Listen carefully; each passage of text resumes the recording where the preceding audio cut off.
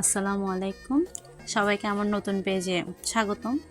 আজকে আমরা সবাই মিলে ঠিক করেছি আমের ভর্তা খাবো, তাই আমগুলো আস্তে আস্তে সবগুলো রেডি করা হচ্ছে। আমের ভর্তা গ্রীষ্মকালে না খেলে হয় না, আমের ভর্তা তো অবভিয়াসলি আমাদের খেতেই হবে।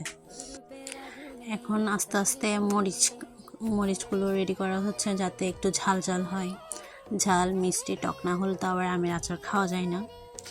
এখন আমরা আস্তে আস্তে পেঁয়াজ, তারপর হচ্ছে মরিচ, লবণ আর হচ্ছে কাসুন্দি সবগুলো আস্তে আস্তে সবগুলো একসাথে মিক্স করব।